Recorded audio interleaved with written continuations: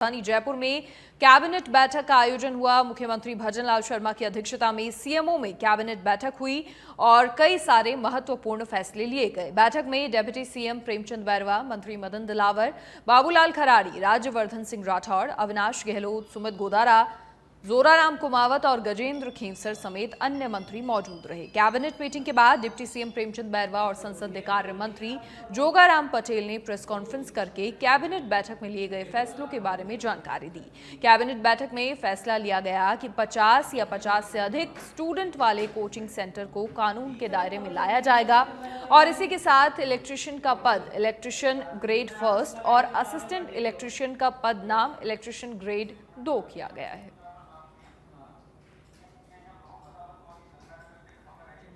की कैबिनेट बैठक आज हुई और इस बैठक में जो एक अहम बिल अभी विधानसभा में लाया जाएगा वो है कोचिंग सेंटर्स पर कंट्रोल और रेगुलेशन के लिए।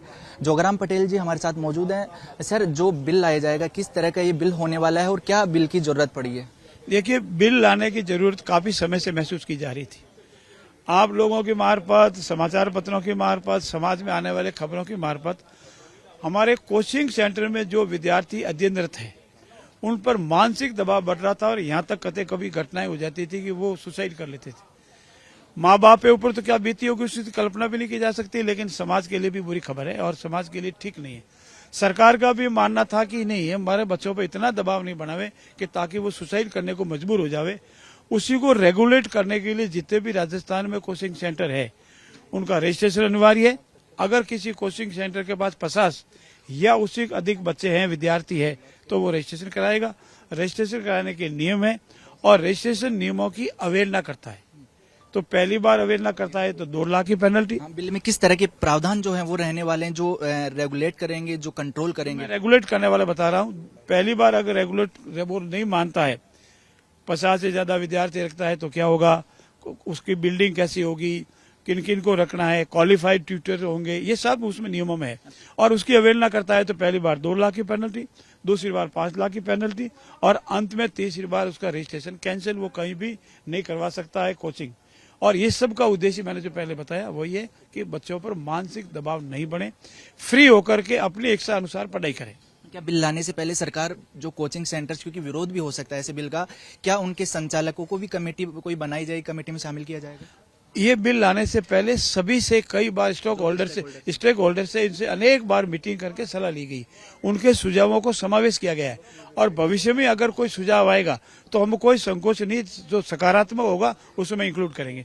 विधानसभा में सभी माननीय सदस्य अपनी बात रख सकते हैं, तर्क रख सकते हैं, सुझाव दे सकते हैं और वो इस विद्यार्थियों के हित में अगर कोई सुझाव आएगा तो उसमें समावेश करेंगे। ग्रीन स्टेट को लेकर भी कैबिनेट में चर्चा हुई। किस तरह का जो सरकार की जो मंशा रहने वाली है, किस तरह से जो किसानों को दिन में बिजली देने की बात हो या फिर घरेलू उपभोक्ताओं को सुचारू बिजली देने की बात हो? देखिए, जहां तक ऊर्जा का क्षेत्र है, हमारा संकल्प है कि 2027 तक ऊर्जा में सरप्लस स्टेट बने और उसके लिए एक हमारे पास सौर ऊर्जा का सबसे विकल्प उपलब्ध है। सूर्य हमारी मेहरबानी हमारे ऊपर है, सूर्य देवता की, और धरती हमारे पास ऐसी उपलब्ध है जहां हम बिना कोई चेंज किए उसका उपयोग कर सकते हैं और इसीलिए हम बार बार जो भी प्रोजेक्ट आते हैं उसको मंजूरी देते हैं, लैंड अलॉटमेंट करते हैं। लेकिन हमारी इसका पहला मानना ये है कि इस प्रोजेक्ट के पीछे जो हमारी ग्रीनरी है वो खत्म नहीं हो। पेड़ हमारे लिए बरसात के लिए भी और ग्लोबल एनर्जी जो डिस्ट्रीब्यूट हो रही है उसके लिए भी बहुत जरूरी है।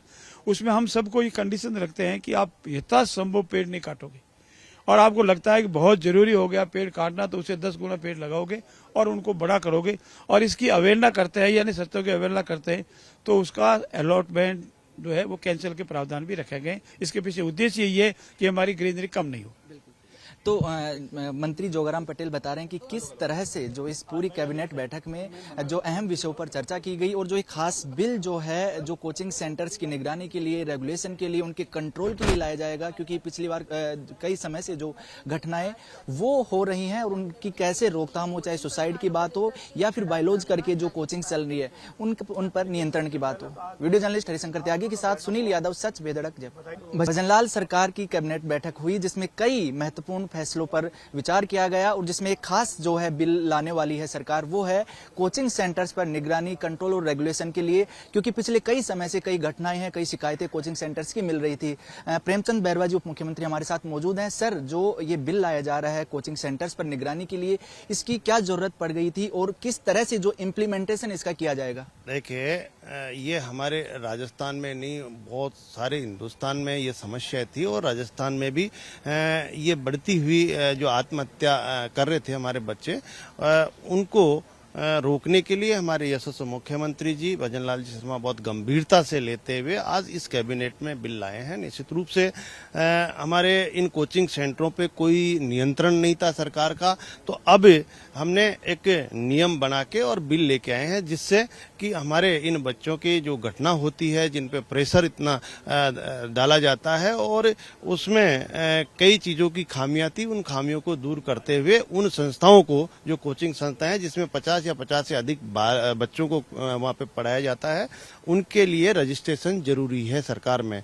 और उस रजिस्ट्रेशन के बाद में भी हमने उसमें नियम बनाए कि अगर कोई उन नियमों की अवहेलना भी करता है तो उस पर भी हम पेनल्टी, और पेनल्टी के बाद भी अगर वो बार बार करता है गलतियां तो उसका रजिस्ट्रेशन भी कैंसिल किया जाएगा। और एक नियंत्रण कमेटी भी बनाई गई है हमारे यहाँ राज्य स्तर पर भी और जिला स्तर पर भी कलेक्टर के अधीन।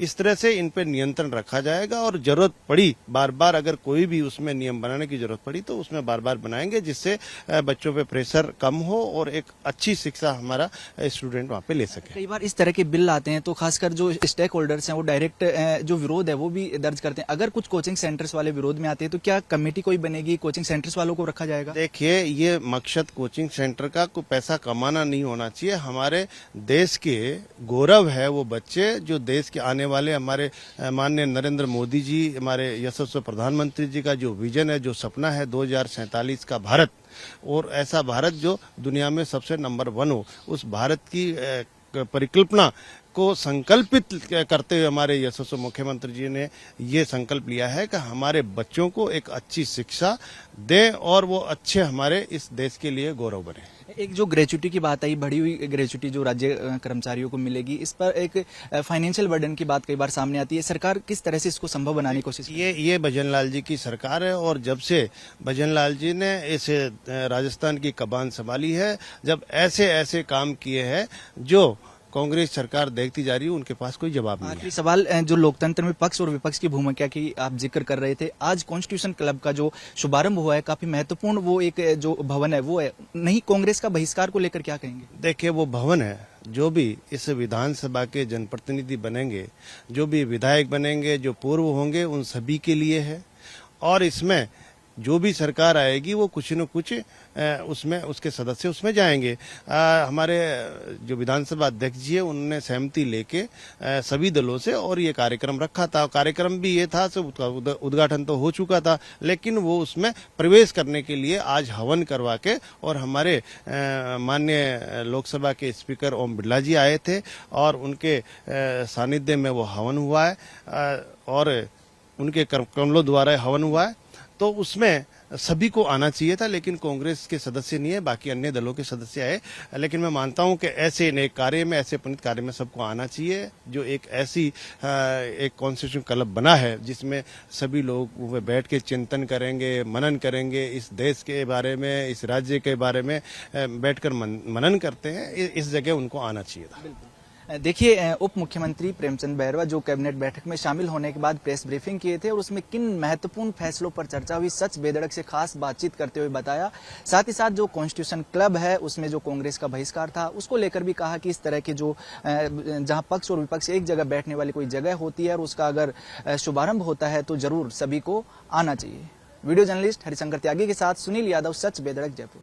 International Indian film academy awards की शुरुआत हो गई है। शनिवार को Jaipur exhibition and convention centre में आईफा की प्रेस कॉन्फ्रेंस में बड़े बॉलीवुड कलाकारों के साथ साथ सीएम भजन लाल शर्मा और उप मुख्यमंत्री दिया कुमारी भी पहुंची। सीएम भजन लाल शर्मा ने कहा कि राजस्थान के बिना बॉलीवुड की कल्पना भी नहीं की जा सकती है। यहाँ सड़क और रेल नेटवर्क काफी मजबूत है। बॉलीवुड के कलाकार राजस्थान के ब्रांड एम्बेसडर हैं। आईफा के मंच पर बॉलीवुड एक्ट्रेस करीना कपूर और एक्टर शाहिद कपूर भी एक साथ दिखाई दिए। दोनों ने प्रेस कॉन्फ्रेंस को संबोधित किया। सबसे पहले तो आप सभी का इस राजस्थान की शक्ति और भक्ति की धरती पर और जयपुर गुलाबी नगर में बहुत बहुत स्वागत, बहुत बहुत आप सभी का अभिनंदन। राजस्थान की और राजस्थान वासियों की तरफ से आपका बहुत बहुत स्वागत है, बहुत बहुत अभिनंदन है। आज राजस्थान के लिए एक ऐतिहासिक क्षण है जब हमारे गौरवशाली राज्य की राजधानी जयपुर में international Indian film academy award IIFA का सिल्वर जुबली आयोजन किया जा रहा है, क्योंकि शायद ये दूसरी बार है। एक बार 2022 में मुंबई के अंदर हुआ था कोरोना के समय में, और शायद ये देश में दूसरी बार हो रहा है, इसलिए मुझे और खुशी है। प्रतिष्ठित आईफा अवार्ड्स का आयोजन राजस्थान में पहली बार और देश में दूसरी बार आयोजित हो रहा है, ये प्रदेश के लिए गर्व की बात है। ये केवल एक अवार्ड समारोह नहीं, बल्कि भारतीय सिनेमा और संस्कृति के वैश्विक विस्तार का प्रतीक भी है, जिससे राजस्थान को अंतर्राष्ट्रीय फिल्म और मनोरंजन उद्योग में नई पहचान भी मिलेगी।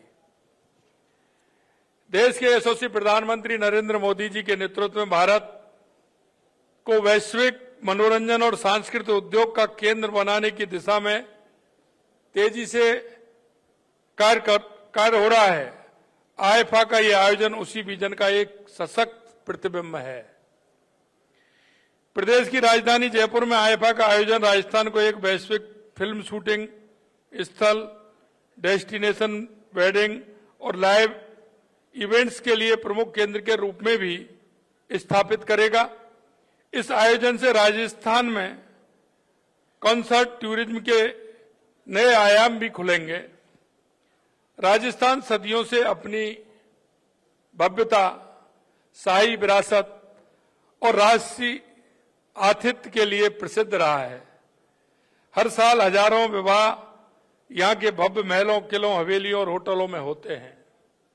और सबसे बड़ी बात तो मुझे जब महसूस हुई कि राजस्थान की, जब मैं कोरिया की यात्रा पर था और वहां मेरे से मिलने के लिए वहां के प्रमुख उद्योगपति आए और उन्होंने मेरे से इस बात के लिए कहा कि राजस्थान में हम शादी करना चाहते हैं, लेकिन 2 साल की बुकिंग है, आप इसे कम करा दीजिए। तो मैंने वहां से फोन करके कहा और उनका 1 साल के लिए मैंने कहा कि भाई इनको कैसे भी करके आप समय दीजिए। तो उन्होंने कहा कि साहब 1 साल के लिए हम शादी टालते हैं, अगर राजस्थान में 1 साल में भी मिल जाएगी तो शादी हम करेंगे। बहुत बहुत आपका धन्यवाद दूंगी। स्वागत आप सभी का राजस्थान में। मैं हमारे मुख्यमंत्री जी भजनलाल जी यहाँ पर विराजमान है। मैं उनकी ओर से, हमारी सरकार की ओर से और राजस्थान की 8 करोड़ जनता की ओर से आप सबका स्वागत करती हूं, अभिनंदन करती हूं। Ma'am, Honorable Prime Minister का विजन है to promote tourism and economic development through mega events, और आप लोग वही कर रहे हैं। अभी तक का आईफा एक्सपीरियंस कैसा रहा है आप सभी के लिए? मैं तो ये कहूंगी कि हम सब इंतजार कर रहे हैं, क्योंकि आज से शुरुआत है, लेकिन बहुत एक्साइटमेंट है, बहुत उत्साह है। बहुत जब से ये तय हुआ था कि राजस्थान में आईफा अवार्ड्स हो रहे हैं, तब से लेकर अभी तक सभी में बहुत ज्यादा एक्साइटमेंट। हम लोग बस इंतजार कर रहे हैं कि कब आप लोग सब यहाँ पर पधारें, जो आप पधार चुके हैं। और आज का भी कार्यक्रम है और सभी मेरी महिलाओं को, सभी बहनों को, all the women of our country and everyone, a very happy Women's Day। महिला दिवस की आपको बहुत बहुत शुभकामनाएं। बहुत खुशी की बात है कि आज आपने महिला दिवस चुना है, तो I think it's great and I see so many beautiful, all our beautiful artists here from Madhuri ji, Kriti ji, Kareena ji, everyone is here। I don't know, I think it's so, हमारे लिए बहुत ही गर्व की बात है। राजधानी जयपुर में Lok Sabha speaker Om Birla ने रिबन काटकर कॉन्स्टिट्यूशन क्लब का उद्घाटन किया। लोकसभा अध्यक्ष ओम बिरला, मुख्यमंत्री भजनलाल शर्मा और विधानसभा अध्यक्ष वासुदेव देवनानी सहित कई नेता इस दौरान उपस्थित रहे।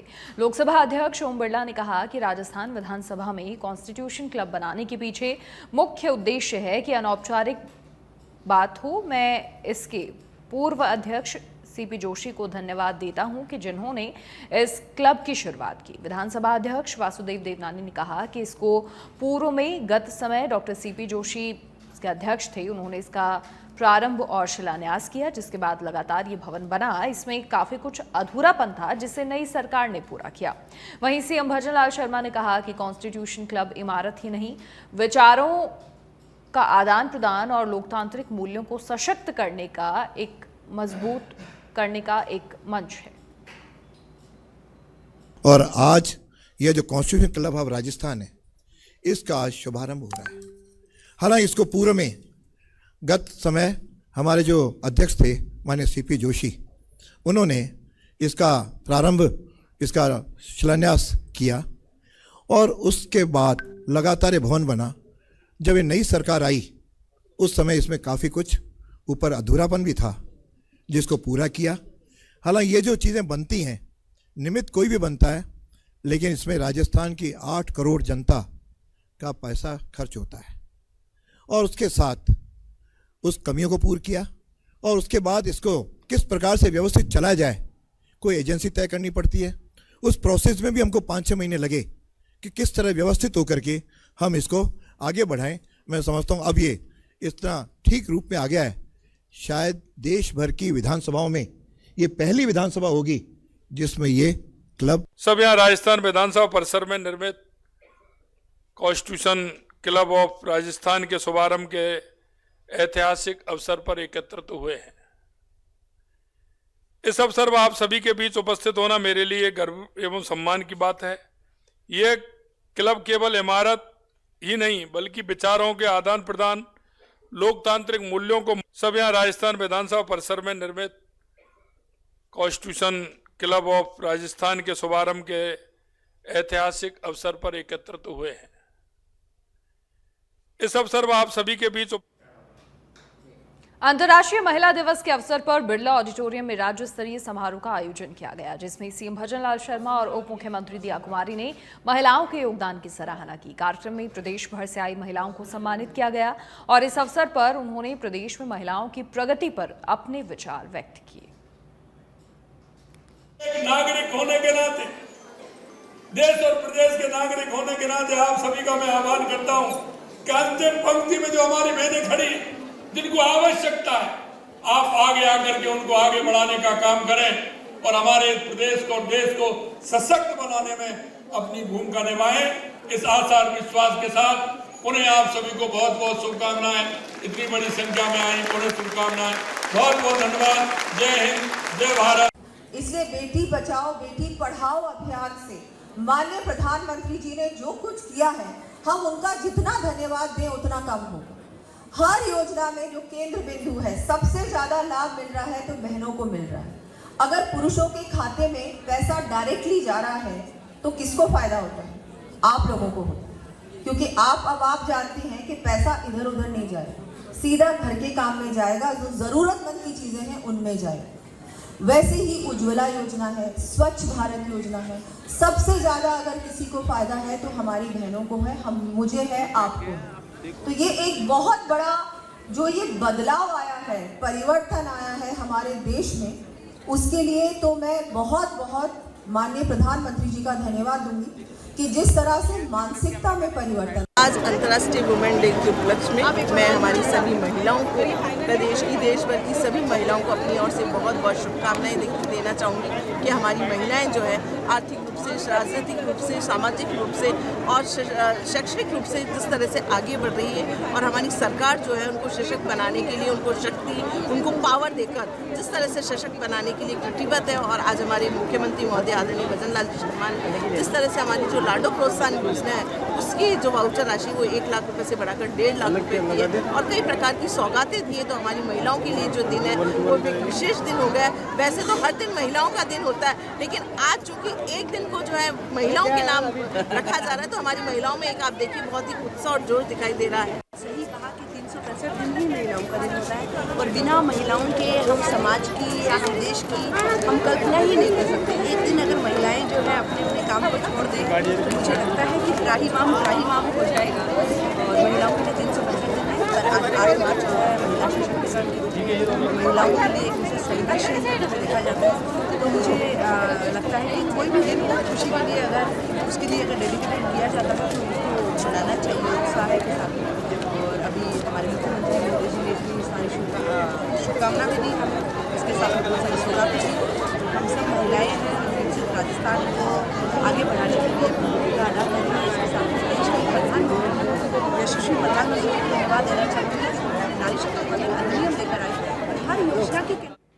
और बीजेपी मुख्यालय में फागोत्सव का कार्यक्रम और कार्यक्रम में बीजेपी प्रदेश अध्यक्ष मदन राठौर शामिल हुए। साथ ही घनश्याम तिवारी, मंजू शर्मा, शुभकरण चौधरी, जितेंद्र गोठवाल समेत बड़ी संख्या में नेता भी इस दौरान मौजूद रहे। तो बीजेपी मुख्यालय में फागोत्सव के कार्यक्रम में प्रदेश बीजेपी के तमाम दिग्गजों ने शिरकत की। कई सारे सांस्कृतिक कार्यक्रमों की प्रस्तुतियां भी यहां हुई।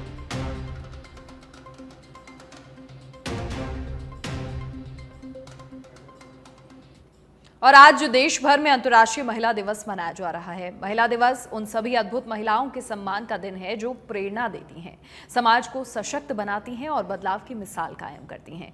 वहीं सच बेधड़क में भी वुमेन्स डे सेलिब्रेट किया गया, नारी शक्ति का सम्मान किया गया। महिलाओं के बिना घर भी अधूरा है, महिलाओं के बिना ऑफिस भी अधूरा है। और हमारे ऑफिस में बहुत सारे ऐसी लड़कियां, ऐसी महिलाएं हैं जो अपना 100% देकर ऑफिस में और सच बेधड़क का जिस तरीके से आसमान तक पहुंच रहा है, ऊंचाइयां छू रहा है, उसमें इनकी बहुत बड़ी भूमिका रहती है। और मनीषा मेरी को एंकर अपनी अच्छी परफॉर्मेंस से आप सच बेधड़क की स्क्रीन को और सुंदर बनाती हैं। इसके बाद मैं इनवाइट करना चाहूंगी खुशबू को। खुशबू भी हमारी को एंकर है और ये भी अपने बेबाक अंदाज में बुलेटिन को पढ़कर आप सब तक खबरें पहुंचाती हैं। खुशबू वेलकम और हैप्पी वुमेन्स डे सभी को। इसके अलावा स्नेहा, इशिता, देवयानी, आप सब एक एक करके आइए जो बहुत अच्छे से अपनी भूमिका अदा करती हैं आप ऑफिस में। महिला दिवस की बहुत बहुत शुभकामनाएं आपको भी। इसके अलावा ऑनलाइन डिपार्टमेंट से स्नेहा है, क्योंकि कोई भी डिपार्टमेंट लड़कियों के बिना, विमेन के बिना अधूरा है। Sneha, happy women's day. हर डिपार्टमेंट में आपको मिलेंगे हैप्पी वुमेन्स डे। नादिरा को मैं इनवाइट करना चाहूंगी।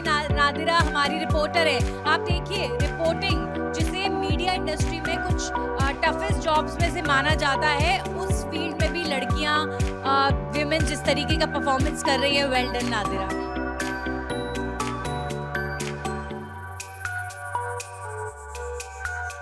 सबसे पहले happy women's day to you too also. और मुझे लगता है कि वैसे तो हर दिन हमारा है, हर दिन खास होता है, लेकिन स्पेशली अगर कोई दिन हमारे लिए बनाया गया है तो आज और स्पेशल फील होता है।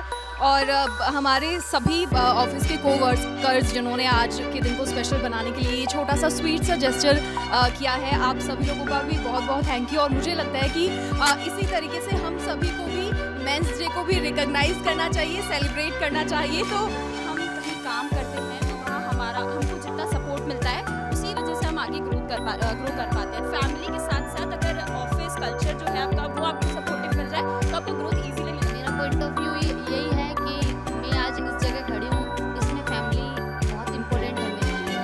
अगर मेरी फैमिली मुझे यहाँ तक नहीं पहुँचाती तो शायद मैं यहाँ नहीं। देखिए, समय के साथ साथ महिलाएं भी बदल रही हैं और जो चीज़ें हैं वो भी अब बदलती हुई जा रही हैं। बहुत अच्छा लगता है कि जैसे कि हम काम करते हैं जहाँ पे हमारी रिस्पेक्ट होती है चीज़ें। मेरा मानना ये है कि ना सिर्फ आज के दिन बल्कि आप अपना माइंडसेट इस तरीके का रखें कि आप हर दिन एक वुमन का सम्मान करें।